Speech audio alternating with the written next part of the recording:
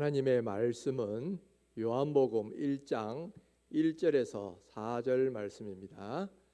태초에 말씀이 계시니라. 이 말씀이 하나님과 함께 계셨으니 이 말씀은 곧 하나님이시니라. 그가 태초에 하나님과 함께 계셨고 만물이 그로 말미암아 지은 바 되었으니 지은 것이 하나도 그가 없이는 된 것이 없느니라. 그 안에 생명이 있었으니 이 생명은 사람들의 빛이라. 아멘.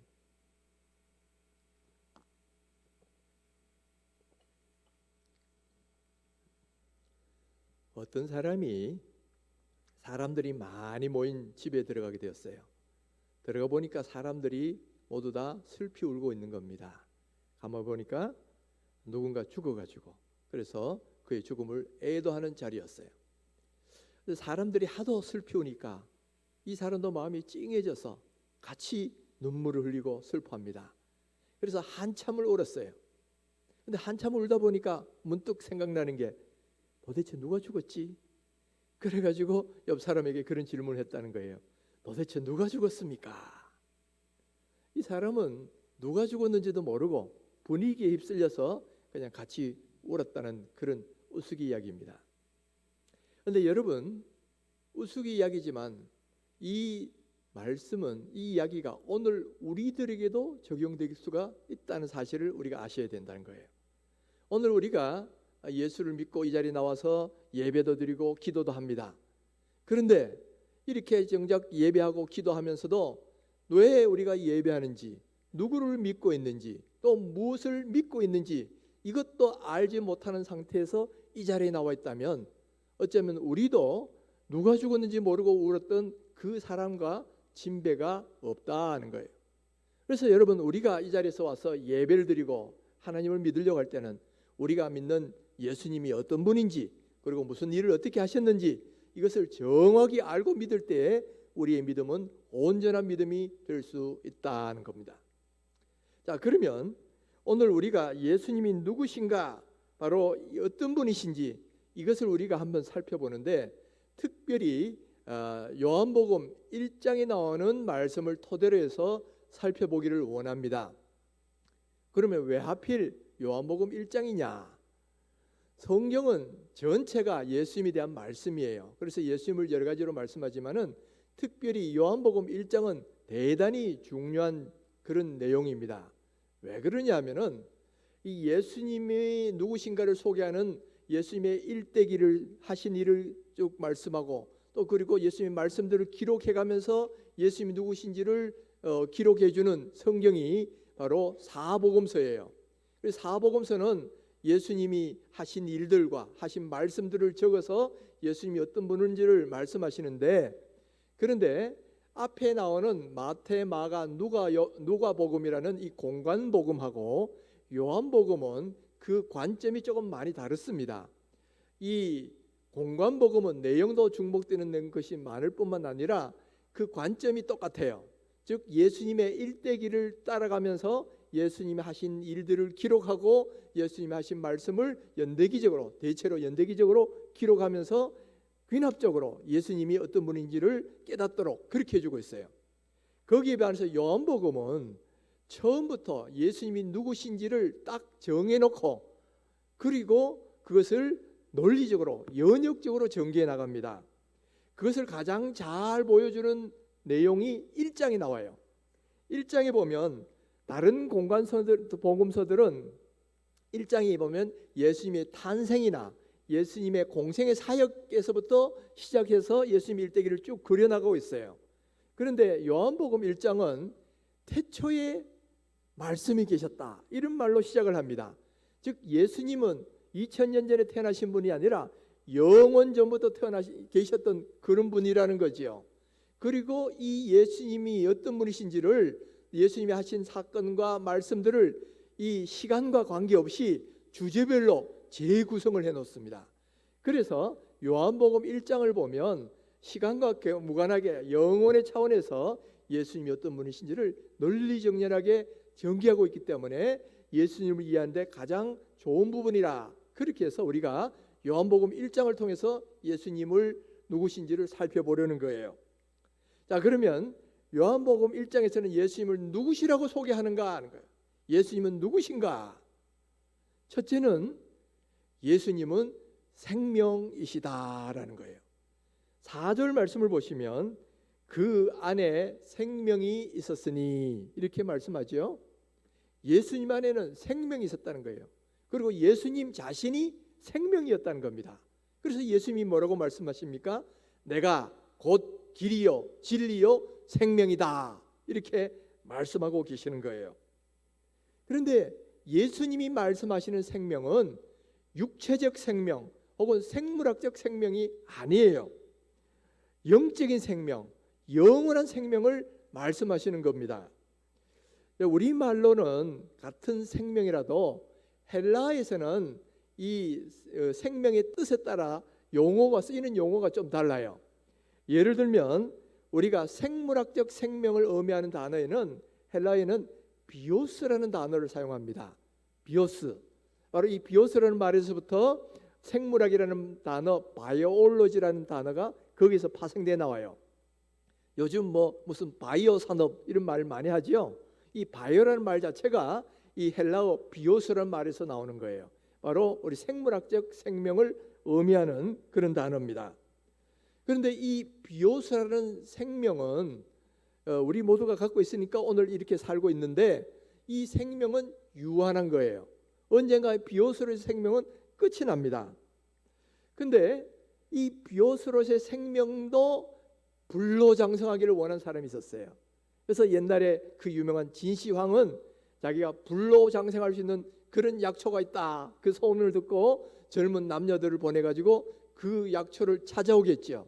그래서 어떻게 하든지 한번 불로장생해 보겠다 그랬는데 결국 그렇게 뜻을 이루지 못하고 50대에 이 세상을 떠나고 말았죠. 그러나 설령 그가 정말 성공해가지고 불로장생하는 삶을 살았다 하더라도 그 생명은 오늘 예수님이 말씀하는 생명하고는 전혀 거리가 멀다는 거예요. 오늘 예수님이 말씀하시는 생명이다는 생명은 헬라어도 비오스라는 단어를 쓰는 게 아니고 조에라는 단어를 사용해요. 조에. 이것은 바로 영적인 생명, 영원한 생명을 의미하는 단어다 하는 거예요. 여러분, 비오스라는 생명도 어떨 때 생겨나느냐 하면 우리의 영혼과 육체가 결합해 있을 때 이 비오스라는 생명도 나지요. 마찬가지로 오늘날 조에라는 영적인 생명도 어떨 때 생겨나느냐 하면 우리가 생명의 근원이신 하나님에 연결되어 있을 때에 우리도 이 영적 생명을 얻는 거예요. 반대로 이 우리의 영혼과 육체가 분리가 되면 비오스라는 생명도 없어집니다. 마찬가지로 영의 생명의 근원이신 하나님과 이 분리가 돼버리면 우리의 이 조회라는 생명도 없어지는 거예요. 원래 우리 인간들은 하나님과 연결되어 살도록 그렇게 창조됐고 한동안은 하나님과 교제하면서 영적 생명을 가지고 살았었어요. 그러다가 우리 조상 아담이 하나님의 말씀을 거역하고 범죄한 순간부터 하나님과의 관계가 끊어져 버리고 이 조회로서 영적인 생명의 이 조회라는 그런 생명이 우리 속에서 없어져 버린 거예요. 여러분, 우리가 나뭇가지가 어떻게 할 때 계속해서 생명을 얻습니까? 나뭇가지는 나무에 붙어 있으면 돼요. 생명의 근원이 나무에서 나오는데 나무에 붙어 있으면 나뭇가지는 계속해서 생명을 얻지만은 나무에서 떨어져 버리면 죽는 거예요. 마찬가지로 우리도 영의 생명의 근원이신 하나님과 교류하고 하나님과 붙어 있으면 영적인 생명을 얻는 거지만은 하나님과 떨어질 때부터 우리는 죽은 목숨인 거예요. 그런데 이렇게 죄를 말미암아 하나님과 분리된 우리가 다시 살아날 수 있으려면 바로 누군가 중재자가 필요한데 그 우리를 중재하러 오신 분이 누구시냐면 예수 그리스도예요. 예수님이 인간이 되셔서 이 땅에 오셔서 우리 죄를 위하여 대신 돌아가셨어요. 우리가 죽어야 될 그 형벌을 예수님이 대신 감당하시고 우리에게는 영원한 생명을 주셨죠. 바로 그런 의미에서 예수님은 생명이다라고 말씀하는 거예요. 뿐만 아니라 이 생명은 영원한 생명으로 우리에게 주셨어요. 여러분, 우리가 사람이 죽으면 비옷으로서의 생명은 소멸됩니다. 그러나 사람의 영혼까지 소멸되는 건 아니에요. 우리가 죽어도 영혼은 계속해서 살아갑니다. 그러나 영혼이 계속해서 죽지 않고 산다고 해서 이것을 영생이라 그러질 않아요. 그러면 무엇을 영생이라 그러냐? 영원히 살되 어떤 사람은 지옥에서 형벌을 받으면서 고통스럽게 사는 사람이 있고, 어떤 사람은 천국에서 하나님과 교제하면서 행복하게 영원을 사는 사람이 있어요. 그런데 지옥에서 영원히 고통받으며 사는 것을 일컬어서 우리는 영원한 죽음이다, 그렇게 말을 하고요. 바로 천국에서 하나님과 영원히 교제하면서 행복하게 사는 것을 일컬어서 우리는 영원한 생명이다, 영생이다, 이렇게 말을 하고 있습니다. 여러분, 우리는 바로 영생을 얻기 위해서 바로 이 교회에 나와 있는 거예요. 왜냐? 예수님은 생명이시자 이 영생을 주시는 분이기 때문에, 그래 우리가 예수님을 믿는 거다는 거예요. 요한복음 5장 24절에 예수님이 이렇게 말씀하시죠. 내가 진실로 진실로 너희에게 이르노니 내 말을 듣고 나 보내신 이를 믿는 자는 영생을 얻었고 심판에 이르지 아니하느니 사망에서 생명으로 옮겼느니라. 옮겼느니라 그랬죠.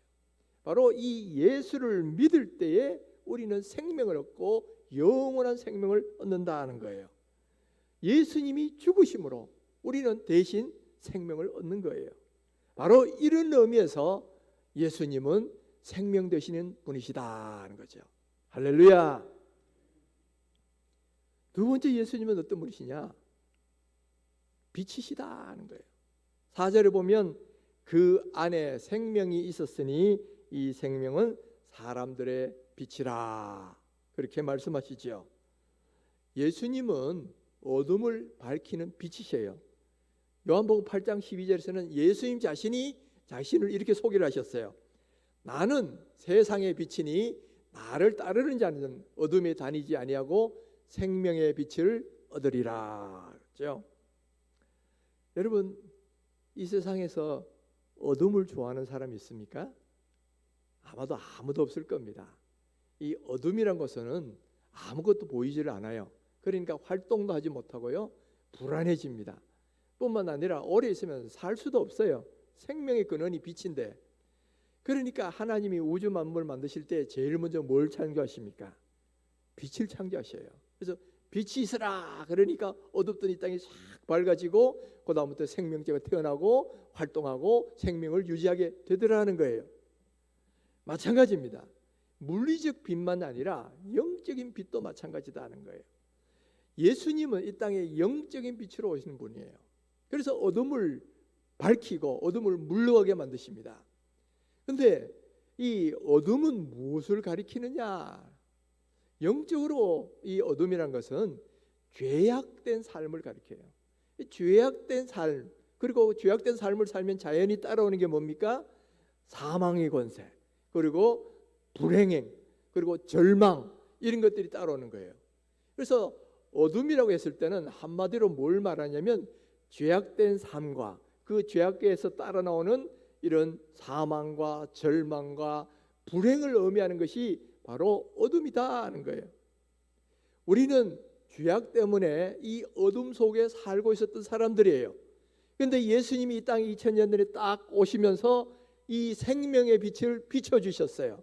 그래서 이 땅에 죄악의 어둠이 물러가고 사망 권세가 물러가고 이제는 생명이 우리 가운데 일어나기 시작했죠. 그래서 이제 우리 가운데는 절망이 사라지고 소망이 생겨나고 불행이 사라지고 행복이 우리 가운데 나타나기 시작했다 하는 거예요. 바로 이 생명의 빛을 가져오신 분이, 빛으로 오신 분이 누구시냐면은 바로 우리 예수님이에요. 여러분, 우리 민족도 지금부터 한 140년 전에는 예수님이 오셔서도 예수님이 오셨다는 걸 알지도 못했고 복음의 빛을 보지도 못했어요. 우리가 영적인 어두운 가운데 있었단 말이에요. 그랬는데 하나님이 140여 년 전에 이 땅에 주의 종들을 보내셨어요. 그래서 주의 복음을 전하게 해주셨죠.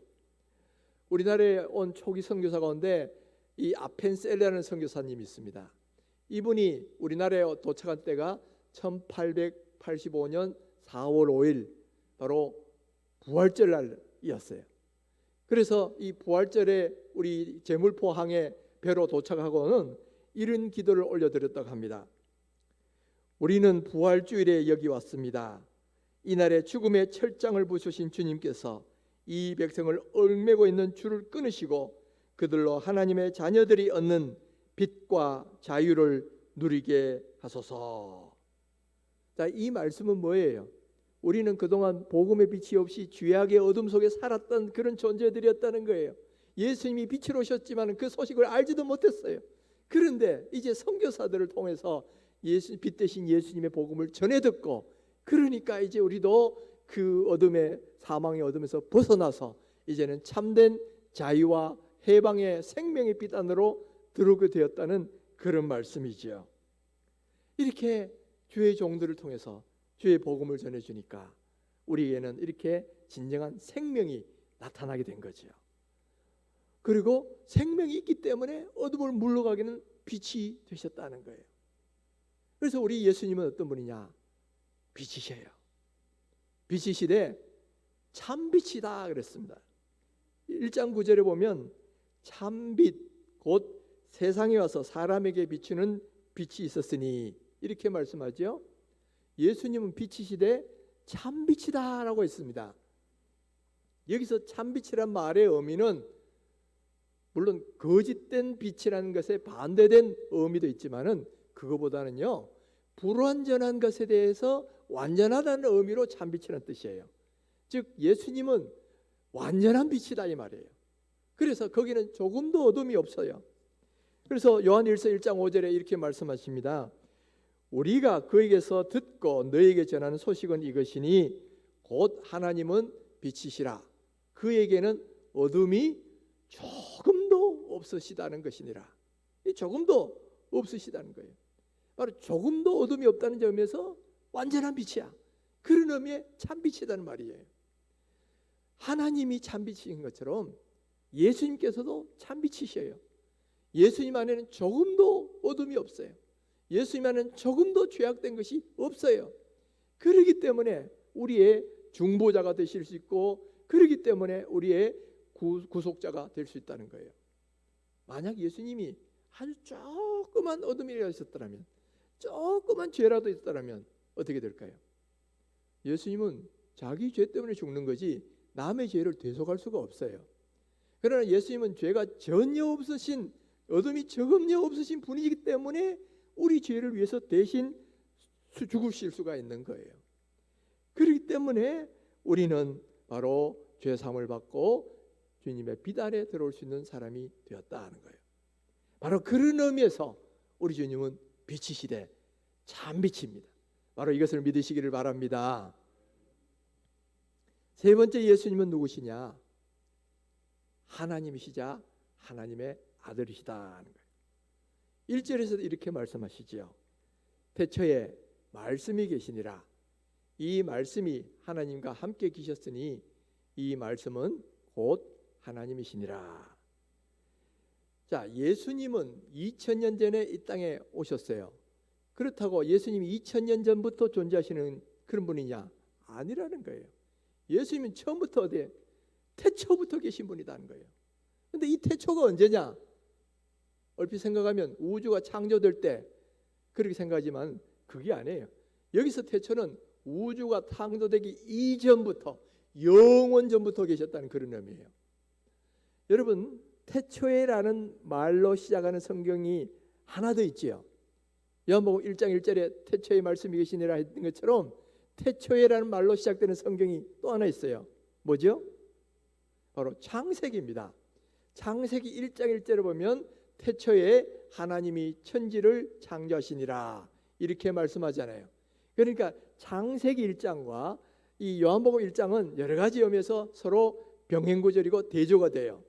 한편을 보면 바로 예수님이 태초부터 계신 것을 말씀하실 뿐만 아니라 또한 빛이 온 것도 동시에 말하죠.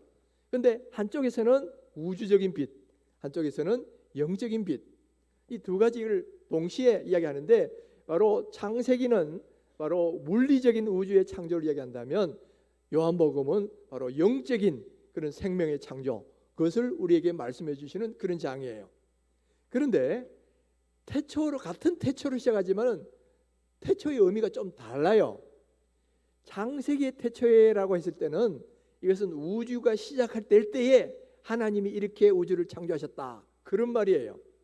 그러나 이 요한복음의 태초에라고 했을 때는 그때는 우주의 시작 때가 아니라 시작도 하기도 전에, 창조도 이전에, 시간을 만들기도 전에 영원의 차원에서 예수님은 그때부터 계셨다는 거예요. 예수님은 영원 전부터 계셨고 하나님과 함께 계셨고, 그러므로 하나님이시다라는 것이 바로 요한복음 1장 1절이 말씀하시려는 거예요. 이 하나님은, 이 예수님은 태초부터 계셔서 삼위일체 하나님의 한 분이시고 그와 더불어 이 우주 만물을 창조하시는데 같이 동참하셨어요. 그래서 천지 창조는 성부 하나님만 창조하신 것이 아니고요, 성자 예수님도 함께 창조하셨단 말이에요. 그러니까 그가 없이는 지은 것이 하나도 그가 없이 된 것이 없다, 그렇게 말씀하시잖아요. 뿐만 아니라 이 태초부터 계셨던 이 하나님이신 예수님이 어느 시점에 말씀이 되셔서 우리 가운데 육신으로 오셨다는 거예요. 14절에 그것을 이렇게 말씀합니다. 말씀이 육신이 되어 우리 가운데 거하심에 우리가 그의 영광을 보니 아버지의 독생자의 영광이요 은혜와 진리가 충만하더라. 예수님은 하나님이시지만은 제2위의 하나님이세요. 바로 성자 예수님인데 이 예수님은 하나님의 독생자시다는 거예요. 이 독생자이신 예수님이 바로 2000년 전에 육신이 되셔서 이 땅에 우리 가운데 거하러 오셨다는 거예요. 바로 하나님이신 예수님이 인간이 되셔가지고 우리 가운데 오셨어요. 그리고 자기 자신을 제물로 삼아서, 화목제물로 삼아서 단번에 제사를 드림으로써 원수되었던 하나님과 우리 인간을 화목하게 만들어 주셨다는 거예요. 바로 예수님이 우리의 구세주가 되실 수 있었던 이유도 예수님의 하나님의 아들이기 때문이었습니다. 또 예수님이 중보자이실 수 있는 이유도 예수님이 하나님의 아들이기 때문에 그래요. 한편으로는 하나님이시고 다른 한편으로는 사람이 되어서 오셨기 때문에 사람과 이 하나님을 중보하시고 연결하실 수 있는 그런 고리가 되시는 거예요. 중보자가 되시는 거예요. 그런데 예수님이 우리를 구원하시기 위해서 이렇게 인간이 되셨다는 것은 여러분 얼마나 자기 자신을 낮추신 것인지 몰라요. 여러분 우리는 신분이 약간만 변화돼도 또 약간만 내려와도 굉장히 자존심 상합니다. 예를 들면 대기업에서 오랫동안 부장까지 올라가서 근무하던 사람이 말단 사원으로 강등이 되고 저 한직으로 발령나면요, 대부분의 사람들이 그 수치심과 이 자존심 상해서 견디지를 못해요. 그래서 스스로 이 퇴사를 하게 됩니다. 그러니까 이 기업체에서 어떤 사람을 내보내려면 쓰는 전략이 뭐냐? 그야말로 그동안 부장이나 뭐 이런 거 잘하던 사람을 저 직급도 없이 말단에 저 어떤 업무도 안 주고 그냥 책상도 없이 그냥 내보내 버리는 거예요. 그랬으면 물론 버티면 돼요. 그냥 매일 하는 일 없이 출근하고 그러면 월급 받아갈 수도 있어요. 그러나 다른 사람이 보는 눈이 따갑잖아. 이렇게 자존심도 상하고 수치심과 모멸감이 생기니까 그걸 견디는 사람이 거의 없어요. 제가 어떤 대기업 이야기를 들어보니까 1년간 버틴 분이 있더라 그래요. 1년간 버틴 분은 정말 대단한 분이죠. 뭐 어쨌든 1년간 버텼는데 그러나 더 이상 버티지 못하고 결국은 퇴사하더라는 거예요. 여러분 부장이 말단 사원이 돼가지고 직급이 없는 그런 사람이 돼도 여러분 자존심 상하고 이 모멸감을 수치를 느끼는데 또 장군이 이등병 되었다고 생각해 보십시오. 이거는 더더욱 그런 거예요. 위계 질서가 엄격한 사회에서 막 호령하던 장군이 그냥 이등병이 돼가 제일 쫄병이 돼가지고 있다고 생각하면 이거는 정말 수치를 말할 수가 없는 거예요. 그렇다면 왕이 거지가 되는 건 어떻게? 이건 더하겠죠.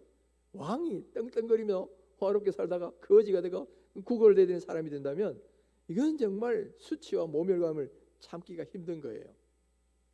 그런데 우리 하나님은, 우리 예수님은 그거보다 더하게 창조주신 하나님이 피조물인 인간이 되신 거예요. 왜? 우리를 구원하시기 위해서 그렇게 자기를 다 놔두신 거예요. 모멸, 수치, 자존심 상하는 거 다 참으셨어요. 게다가 이 땅에 와가지고 주님의 말씀을 전하는데 아무도 받아들이지 않고 오히려 예수님을 잡아서 모욕하고 침뱉고 그리고 십자가에 못 박아버리더라는 거예요. 얼마나 수치심, 이 모멸감이 있겠습니까? 그러나 우리 주님은 그걸 다 참으셨다는 거예요. 왜냐? 우리를 구원하시기 위해서.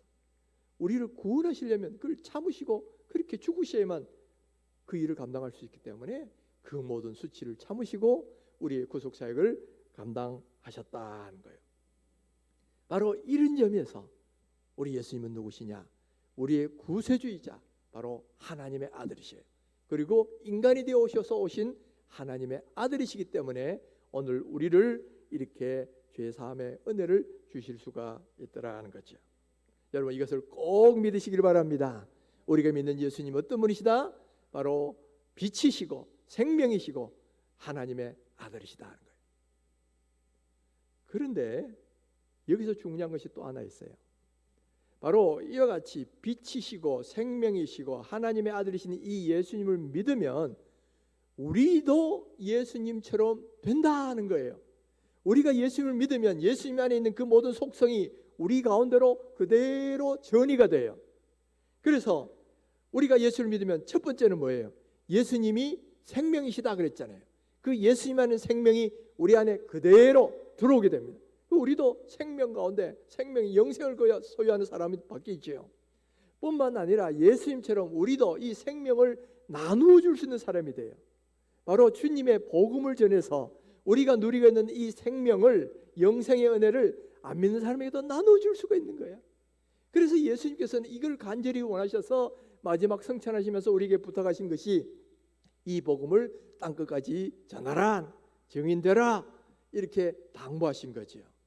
그래서 우리가 예수를 믿을 때 우리도 예수님처럼 생명을 소유한 자가 되는 것처럼 여러분, 이제 우리도 예수님처럼 생명을 나눈 사람이 또한 되어야 된다는 거예요.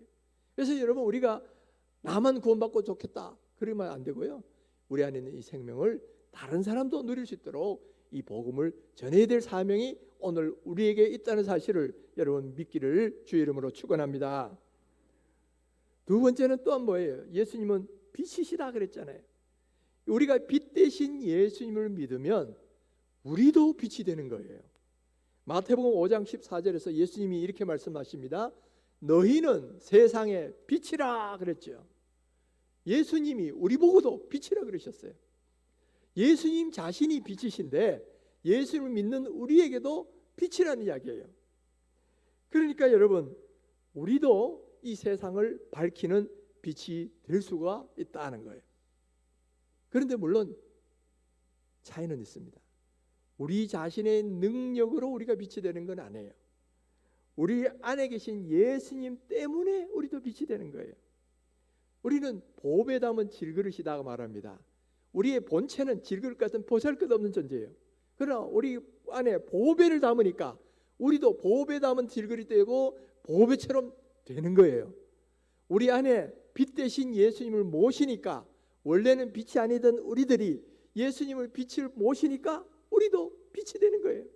그래서 이 예수님의 빛을 우리도 빛이 되어서 비춰야 될 그런 사명이 우리 가운데 주어지는 거죠. 우리는 태양처럼 스스로 빛을 내는 존재는 아니에요. 그렇지만 태양 대신은 예수님을, 빛 대신 예수님을 우리 가운데 모시면 우리도 달처럼 이 빛을 드러낼 수도 있다는 거예요. 그래서 예수님이 우리에게 당부하신 말씀이 뭐냐?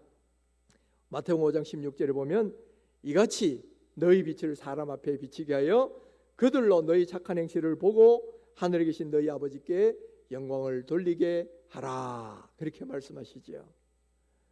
여러분, 빛 대신 예수님을 믿으시면요, 우리도 빛이 되는 거예요.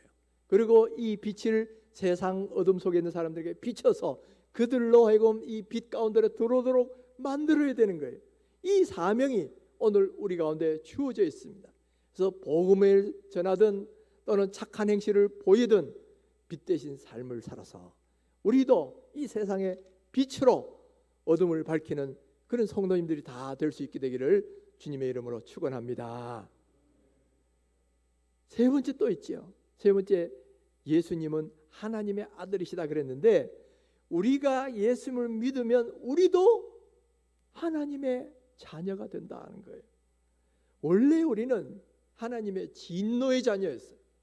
그러나 이 예수님을 믿음으로 말미암아, 하나님의 아들이신 예수님을 믿음으로 말미암아 우리도 예수님처럼 하나님의 자녀가 되었어요. 여기 계신 모든 분들은 다 하나님의 아들이요 하나님의 딸들입니다. 그러니까 여러분, 우리의 신분이 상승하게 됐죠. 예수님이 자기를 낮추시니까 우리는 높아지는 거예요. 예수님이 인간이 되시니까 우리는 하나님의 아들이 된 거예요. 이게 바로 이 역설인 거예요. 역설. 예수님이 죽으실 때 우리는 생명을 얻고, 예수님이 낮추실 때 우리는 높아지고, 예수님이 빛으로 오시니까 우리도 빛이 되는 거예요. 이게 바로 예수님 안에 얻는 우리들에게 주신 은혜다는 거예요. 여러분, 우리는 하나님의 자녀인 것을 믿으시기 바랍니다. 그와 더불어 하나님의 자녀인 것을 누리셔야 돼요. 자녀가 되면 특권이 참 많아요. 그런데 아무리 특권이 많아도 못 누리면 아무것도 없는 사람과 똑같습니다. 여러분, 집에 돈이 수억 원이 있어도요, 그것을 쓰지 못하고 누리지 못하면 돈 한 푼 없는 가난뱅이하고 차이가 하나도 없는 거예요. 그러니까 여러분, 있는 것을 잘 누리셔야 되는데, 우리가 자녀가 되면 어떤 특권이 주어지냐, 가장 중요한 것만 딱 추려서 얘기하면 한 네 가지로 이야기할 수 있어요. 첫째는 하나님을 아빠, 아버지라고 부를 수 있게 됩니다. 뭐 아버지라고 부르는 게 뭐 대단한 거냐? 여러분, 하나님을 누구나 다 아버지라고 부를 수 있는 게 아니에요. 세상 안 믿는 사람들 보니 하나님 보고 아버지라, 하나님 허락도 네가 누군데 나를 그렇게 부르냐? 허락도 안 해주십니다. 심지어는 구약시대 성도들도 하나님을 아버지라고 부를 수 없었어요. 뭐 아도나이 이러고 그 앞에 가면 둘둘둘 떨지 어떤 하나님을 친근하게 접근할 수도 없는 거예요. 그런데 신약 시대에 예수님으로 말미암아, 하나님의 아들이신 예수님이 이 땅에 오심으로 말미암아 우리도 하나님의 아들이 돼요. 그래서 하나님을 아빠, 아버지라 부르는 거예요. 아빠는 아주 친밀한 관계에 부르는 거잖아요. 하나님을 아버지 정도가 아니라 아빠라고 부를 수 있게 되었다는 거예요. 이것은 얼마나 큰 특권인지 몰라요. 누구에게나 주어지는 게 아니라 오직 예수를 믿은 성도들에게만 주어진 특권이다 하는 거예요. 그러니까 여러분, 이 특권도 자꾸 누리셔야 돼요. 한번 크게 한번 불러볼까요? 아빠, 아버지. 여러분, 기도하실 때마다 많이 부르세요. 아버지 하고 부르셔요. 이건 바로 우리들에게 주어진 특권이니까. 두 번째는 무슨 특권이냐면은, 아들은 아버지에게 필요한 거 구할 수 있는 특권이 있단 말이에요. 우리가 하나님의 아들이 되면서 우리가 필요한 거 다 기도하면 들어주시겠다고 하나님이 약속하셨어요. 그러니까 여러분, 뭐 필요한 거 있습니까? 돈 필요하세요? 하나님께 돈 주세요 하고 막 기도해 보세요. 여러분, 막 몸이 아파서 건강 필요하면 하나님, 나 지금 몸 아파요, 건강 주세요, 기도해 보세요. 그럼 주님 주신다 이 말이야. 그러니까 이 구할 수 있는, 기도할 수 있는 특권도 아무나 주는 게 아니고요, 오직 예수를 믿는 하나님의 자녀에게만 주시는 특권이다 하는 거예요. 그래서 이것을 열심히 사용하셔요. 그래서 필요한 거 있으면 다 받으셔요. 우리 가진, 자녀가 가진 특권이니까. 또 뿐만 아니라 세 번째는, 아들이 되면 아버지가 그 아들을 책임지고 보호해 주신다는 거예요. 하나님은 우리가 자녀 되는 순간부터 수호 천사를 다 보내셔요. 그래서 우리를 지키시는데, 여러분, 이 하나님의 보호하심을 늘 기도하시고 구하세요. 그리고 하나님이 나를 지키신다는 걸 믿으세요. 그러면 우리도 어떻게 되느냐? 바로 다윗처럼 사망의 엄청난 골짜기를 다닐지라도 해받을 것을 두려워하지 않는 담대한 사람이 된다는 거예요. 왜냐하면 우리 주님이 지팡이와 막대기로 나를 지켜주실 것을 내가 믿으니까. 그러니까 여러분, 이 특권은 우리 믿는 성도들에게만 주어지는 특권이다 하는 거예요. 그래서 하나님의 보호하심을 믿으시고 담대하게 살아가셔요. 뿐만 아니라 네 번째는 뭐예요? 자녀에게는 상속권이 있습니다. 오늘 우리는 하나님 나라를 상속할 수 있는 그런 상속자들이에요. 그러니까 우리 알고 보면 굉장히 부자입니다. 우리가 지금 여기 우리 성도님들 가운데 부자 별로 없으시잖아요. 뭐 고관 대작도 별로 없으시고요. 우리가 세상적으로 보면 별 볼일 없는 사람들일 수 있어요. 그러나 하나님의 관점에서는 그렇지가 않다는 거예요. 우리는 하나님의 자녀고 나중에 왕노를 할 사람이고 또 그리고 하나님 나라의 모든 것을 상속받을 사람이에요. 이 하나님 나라 가면 우리에게도 저 엄청난 좋은 맨션이 있습니다. 맨션이 있고 대저택이 주님이 우리를 위해 예비해 놓으신다 그랬잖아요. 다 우리 그게 있어요. 그리고 여러분 뭐 전세 전전하고 월세 때문에 고민하고 뭐 그럴 이유가 하나도 없다. 저기 가면 좋은 대저택이 내 집이 있다 인 거예요. 또 뿐만 아니라 거기는 황금 보석금인 수많은 그런 것들이 다 나를 위하여 준비되어 있다는 거예요. 그러니까 성경은 뭐라고 말하냐? 우리는 가난한 자 같으나 부유한 자요 모든 것을 가진 자로다 그렇게 말씀하시잖아요. 우리가 믿음의 눈으로 보면 우리는 부자입니다. 대단한 존재예요. 여러분 이거를 아시면 내가 아주 뭐 그냥 자부심이 생기잖아요. 비록 지금은 내가 좀 뭐 별 볼 없는 것 같아도 이제 세상 죽기만 하고 저 하늘나라 가기만 해봐. 나는 이런 엄청난 집도 있고 뭐 이런 거 있어. 이런 생각을 하면 비록 지금 현재 내가 조금 가난하고 힘들어도 얼마든지 담대하게 든든하게 살아갈 수 있잖아요. 주눅 들지 않는 거예요. 하나님은 바로 우리에게 이렇게 건강한 자부심을 주시도록 그렇게 우리에게 말씀하고 계신다는 거예요. 사랑하는 성도 여러분, 요즘 코로나 시대에 참 어렵습니다. 그리고 이 코로나가 지금 끝이 아니고 최소한 1년은 더 갈 거라는 그런 예측들이 다 나와 있어요. 그러니까 경제적으로 앞으로도 더 힘든 시간이 견뎌야 될 시간이 많이 있다는 이야기예요. 그러더라도 여러분 절망하지 마십시오. 잠시는 우리가 경제적 고통이나 여러 가지 고통이 있겠지만은 그러나 우리는 온 우주를 주신 하나님의 아들이시고 모든 것을 가진 하나님 나라의 상속자다. 여러분 이것을 믿고 나가시면 아무리 이 세상이 어렵고 힘들어도 능히 담대하게 부유한 마음으로 살아갈 수 있는 줄 믿습니다. 바로 이 하나님의 자녀로서의 권세를 가지고 누리며 사시는 우리 귀한 성도님 되시기를 주님의 이름으로 축원합니다.